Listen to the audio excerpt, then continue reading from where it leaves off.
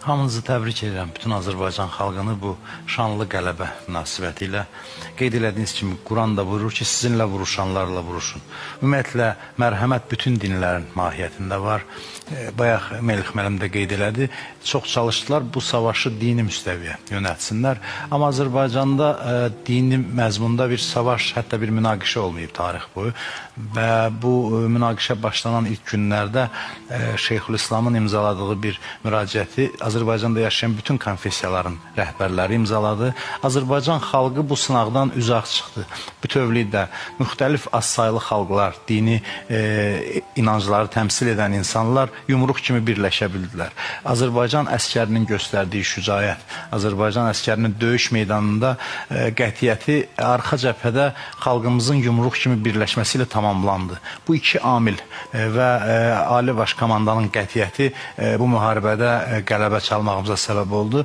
Ona görə də bilirsiniz, doğrudan da nəhəng bir iş görüldü qısa bir müddətdə. Biz çox həssas bir regionda yaşayırıq. Bəzən sadə vətəndaş nə baş verdiyini anlamır. Yəni, nə qədər böyük bir siyasi müstəvidə səylər tələb olunur. Bu qədər böyük dövlətlərin əhatəsində məhz Azərbaycan öz milli maraqlarından çıxış edir və qətiyyət göstərərək qeyd olunduğu kimi, bəli, haqqın, ədalətin yanında güc də olmalıdır.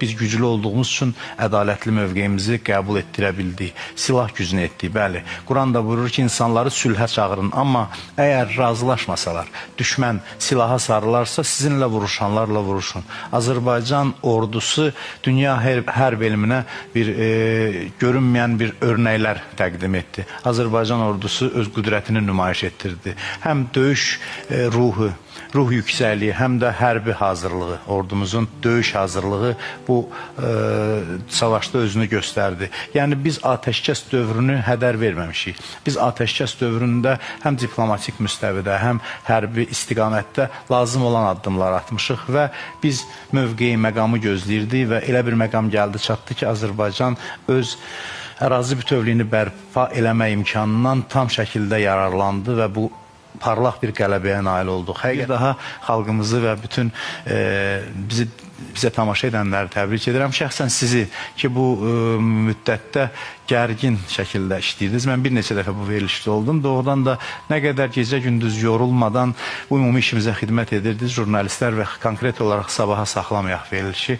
Mən minnətdarlığımı bildirirəm. Çünki informasiya savaşı da çox önəmlidir. Müasir dövrdə insanları məlumatlandırmaq, doğru məlumatları çatdırmaq olduqca vacibdir ki, bu missiyanı da öhdəsindən layiqincə gəldiniz. Təbrik edirəm sizi.